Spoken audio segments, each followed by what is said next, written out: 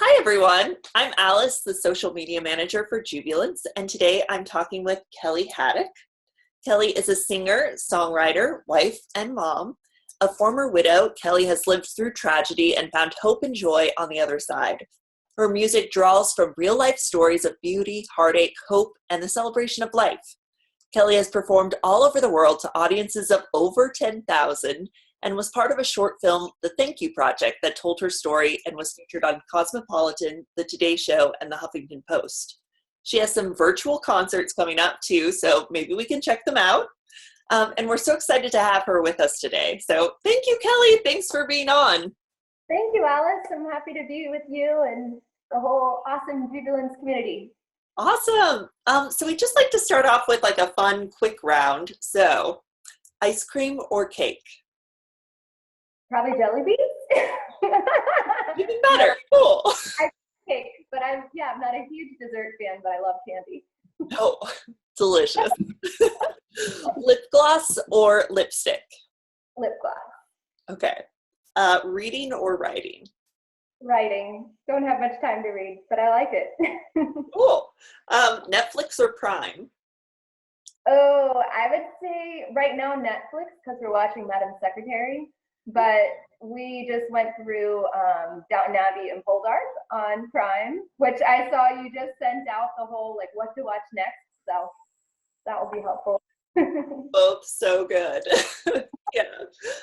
Sweet or salty? Sweet. Awesome. So where are you living right now? Where are you? I am in Florida. Ooh, cool. And what's your favorite thing about living in Florida? I would say either the weather, because I know we get a bad reputation for being hot, but really our winter and spring is like the perfect day for 6 months of the year. It's beautiful. But I also just love all the nature. Like there's just lakes and birds and it's just beautiful. I'm grateful to be here. Love the beach. That's wonderful. And what's your restaurant there that you just love that you're gonna hit up right after quarantine? Yes. Probably Cocina 214. They have really good fish tacos, and they have this drink called the Swirl, which is a frozen margarita with sangria swirled in it. It's so good. So like everything. if only Uber Eats could deliver a swirl. I need that right now in quarantine. Yeah. How are you holding up in quarantine?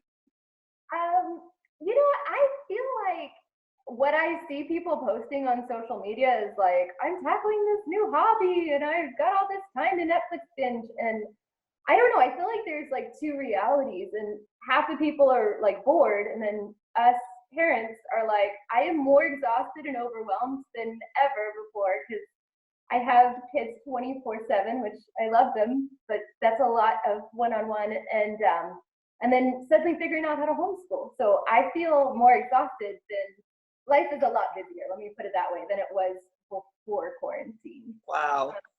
It's really sweet, but it's full, very full. Yeah. What is your typical self-isolation day entail? Yes, well, I love to run, so many mornings of the week I get up and go on a run early and then kind of get my head around the kids' homeschool days. And we try to focus really hard on their homeschool assignments kind of through lunch / 1 o'clock. And my goal is to have them all done with that by about 1 o'clock. And then they can do some reading and quiet stuff in the afternoon. And then I try to focus on my work in the afternoon. So until we need to wrap up for dinner. That's wonderful. And can you talk about what your work is? Like, what got you to where you are as a singer, songwriter, creator? Yeah, so I am classically trained. I went to a really amazing school as a kid. It was a school for the arts. It was really competitive. If you've ever seen the movie Fame, that was literally like what my school was like. I loved it. You're a theater, right? Yes, I'm a theater director actually. So yeah, I'm in that arty world as well. Yeah, you can relate. It was such an amazing experience. Like the bell would ring and we'd all like harmonize with the bell. True. So I loved it, but it was very intense classical training with piano and voice. And I knew I wanted to do music my whole life, but I knew I also didn't want to be a classical musician. So I actually ended up majoring in dance in college, just because I wanted to do some. I was dancing all the way through as well, and wanted a fun degree.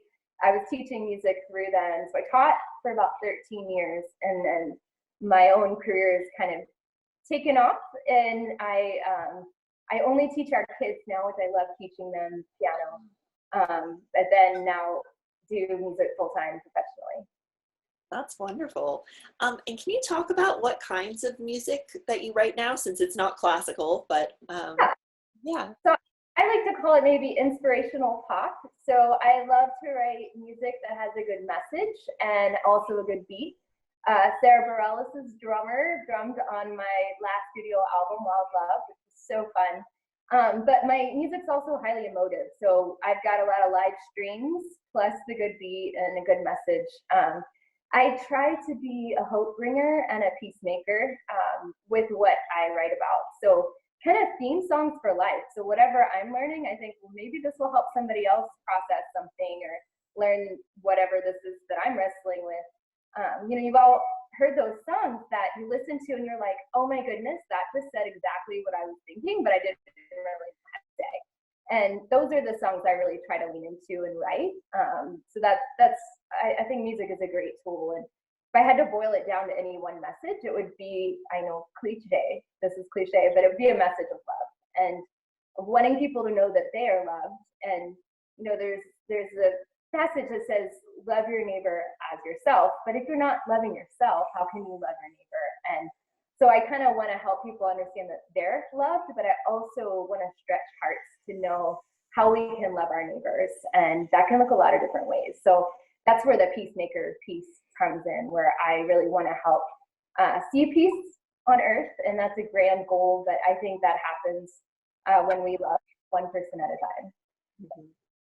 Yeah, and I just want to shout out to the Sisterhood that her song Quiet Quiet is our first song on our playlist this week, so everyone should check that out. I've been playing it on repeat. It's so catchy. I love it. Thank you. Really nice to work to. Yeah. Can you talk a little bit more about the Thank You Project? What was that? So it was a short documentary, and how did it arise? Yeah, so you had mentioned earlier that I was a widow. So several years ago, my husband and our baby boy and I were in a really bad car accident, and my husband was killed instantly, and our son was severely injured. So the doctor said if he lived, he'd probably never walk or talk or show emotion. And that was very hard, and I could talk about that for a long time. But I remarried, and one afternoon, my new husband and I were watching Eli, our son, run and play in the front yard with Bubbles. And it was just this like perfect, delightful moment. And we looked at each other and we said, I can't believe the doctor said he would never be able to do these things. And he does have special needs, but he has defied every odd. And we just thought, wouldn't it be so cool to find those doctors that helped save his life, that helped him defy all these odds, and thank them and kind of tell them the rest of the story. Here's Eli 10 years later, thriving. Wow. And so we set out to do that. And it's a 5-minute video. We took about 6 months thanking the doctors. And the video shows like a hug, but every thank you was about an hour long. And so incredibly meaningful. We didn't imagine that so many of these doctors who had been doing their jobs at least 10 years had never been thanked before. And so the video shows maybe 1 or 2 doctors saying that, but probably about half of the 30 or so medical professionals, doctors and nurses, that we thanked said they had never been thanked. And I'll get back to the story, but it makes me think of what we're going through right now, where when you have people on the front lines, medical professionals on the front lines, they're dealing with people in tragedy. They're dealing with people in like the worst moments of their life. And you're just trying to survive. You don't have capacity for gratitude. You're just trying to get through the moment. And these doctors and nurses, even right now, fighting for people's lives, fighting COVID-19, they're just on the front lines, and they're serving and they're serving and they're serving. And it really is a thankless job, but they really are heroes. And I think I've heard stories actually in New York of people all clapping and cheering every evening for them. So cool. And I love seeing that these heroes are getting recognition. And but it's important to remember that they were doing this incredible fight day in and day out, always, even COVID-19, you know. So it was an incredible honor to get to thank them. And we had no idea. I mean, we just were saying thank you, but then the Today Show actually picked up our story, heard what we were doing, and they sent down a crew to document it. The hospital actually asked us if they could document us doing the thank you project. So we never set out to make a viral video. That was never the goal. The hospital said, hey, this is really cool what you're doing. If we help you, could we share the video? And I was like, sure, that's great. So then the Today Show found out and they said, hey, can we come make a video of you doing this? And we were like, okay, that's fine. So they filmed their version of the story in the summer, and they kind of took first rights, and they told the hospital, you can't share the story till we do. Well, what is they kept pushing back the air date, pushing back the air date. Well, it was one of those, like, when you waiting feels hard, but then the timing is always perfect. And they ended up airing the story right before the Macy's Day Parade on Thanksgiving morning, which is their biggest of the year. And then that really is what sparked the rest of the story going viral, which has been a blessing because it's never been about me. And it's really about shining the spotlight on these heroes and the amazing work that they do day in and day out. And our hope was that medical professionals everywhere would feel thanked by the Thank You Project. And I've had so many amazing letters and notes telling me that. So it's really encouraging. Wow, that's amazing and so pertinent, like you were saying, to today. Yeah. So I'm in New York City, and we are clapping every night at 7 p.m. for all the medical professionals.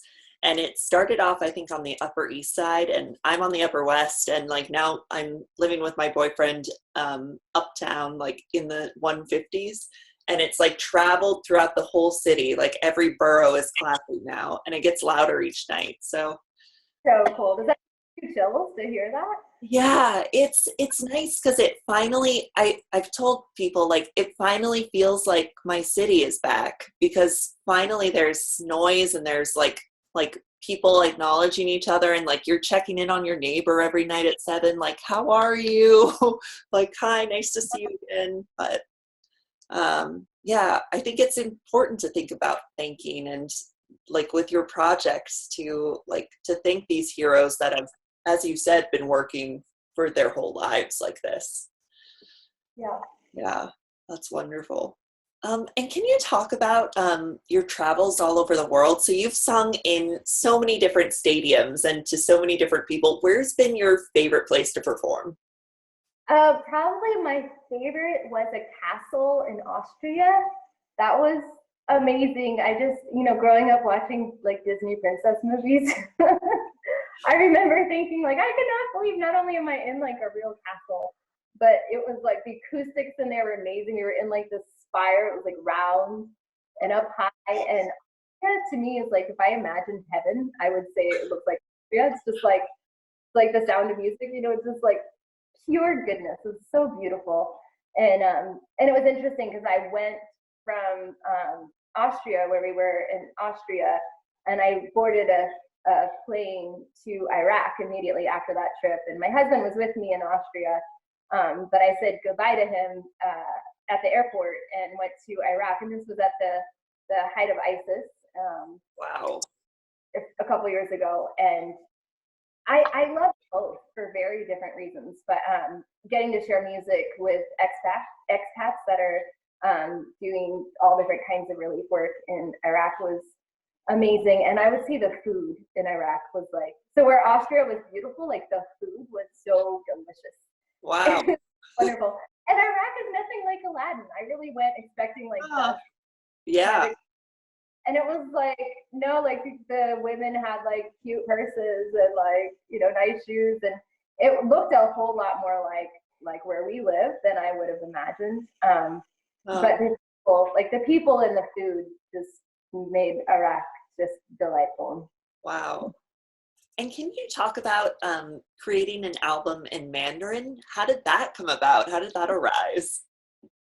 Um, I would say I think life can be really unpredictable, and I think when we are just open to the adventure and not trying to make sense of it all, I think a lot of amazing things can happen. And the Mandarin Project is a really good reminder to me to think outside the box. So I never really imagined or planned to make a project in Mandarin Chinese. But this was when our story was going viral, and I got invited to share music at a big conference in Hong Kong for several thousand people. And they just sort of assumed that I would sing in Mandarin Chinese. Or like, oh, well, she's singing it in Mandarin Chinese, right? And I was like, no, that wasn't really the plan. It became one of those like, well, why not? Like, maybe we could do that. Maybe I could learn and have a language coach and translator. The people putting on the conference provided that. They had a language coach for me and a translator. Wow. So I was doing all the work to learn it for the conference. We just thought, well, we might as well record it.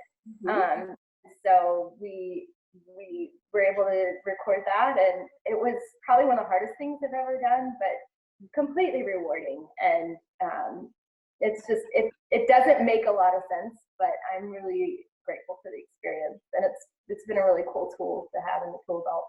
Wow. Wow. Can you talk about your Peace on Earth tour? What was that about?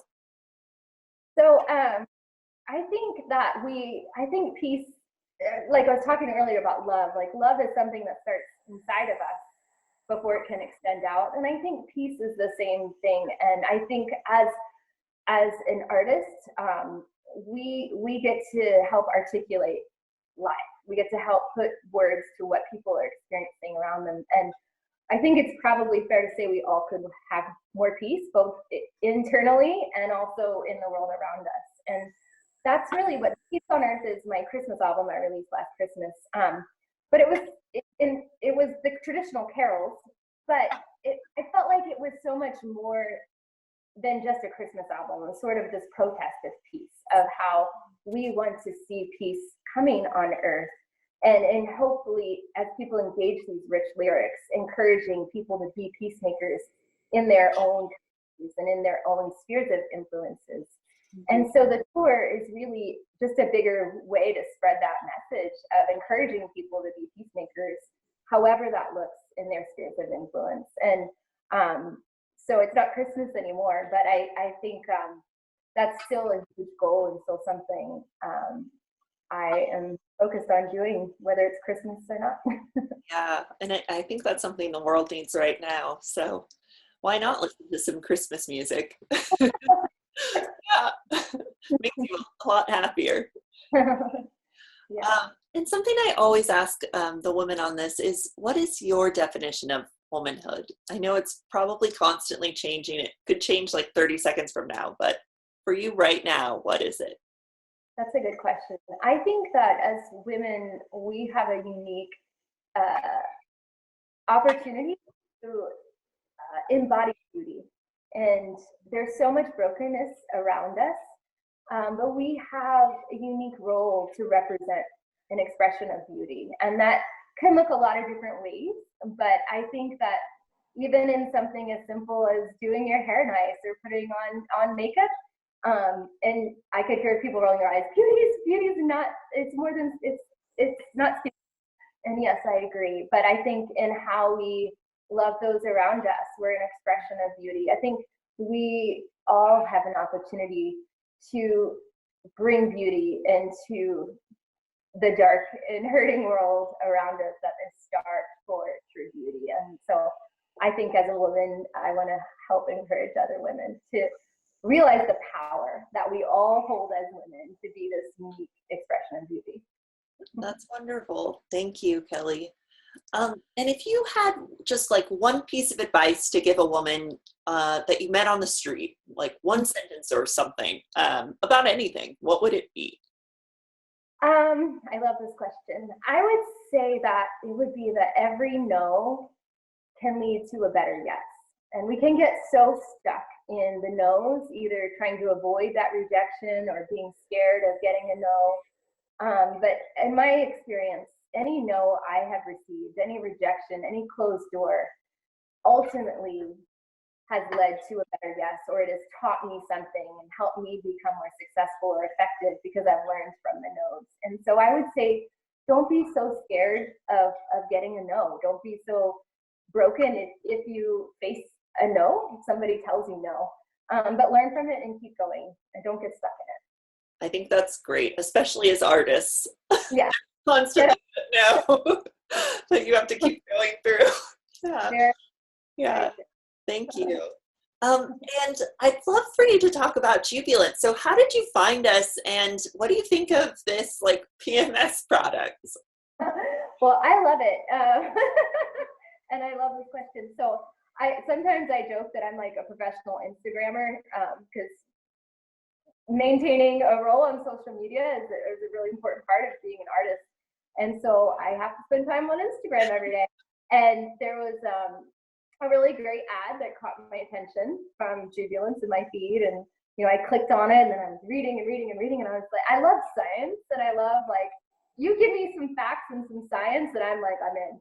So I just thought y'all did a really good job of communicating the science of how this works and why it's different from other products. And I'm 36, and as I get older, like when I was younger, PMS was like a non-issue, but the older I get, the more it's like a real legit thing. And especially the last like 3 or 4 years, it's like every month it really holds me down. And so I've been looking for something to help and provide relief, and reading about it. And I've tried tons of different supplements along the way, but reading this, I'm like, this makes sense. I get this.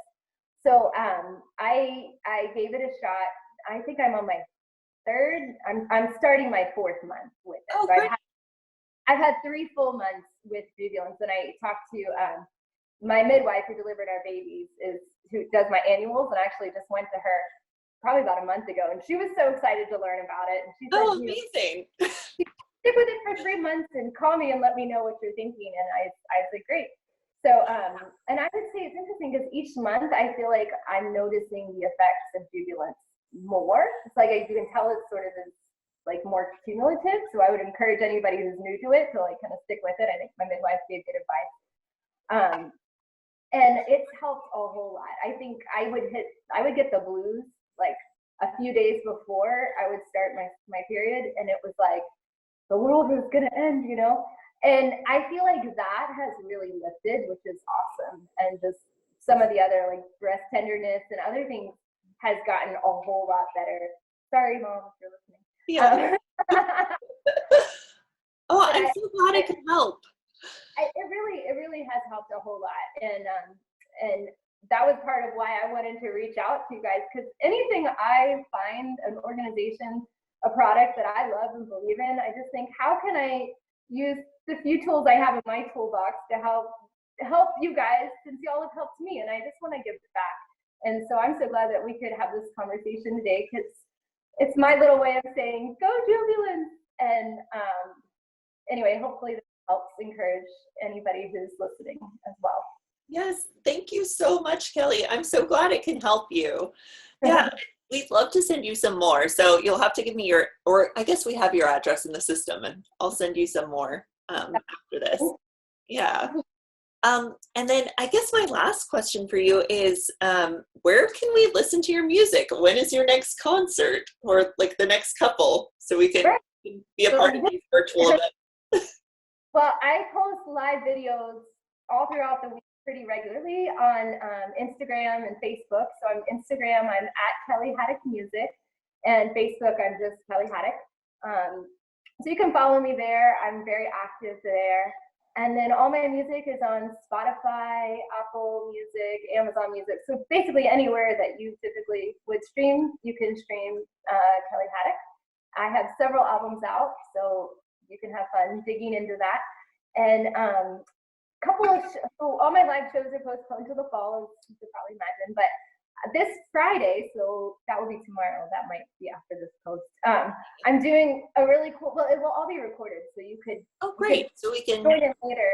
I'm sharing music at a summit with several organizations who are doing work at the border of Mexico and the US with refugees. So they all provide different kinds of relief and aid to refugees right on our border.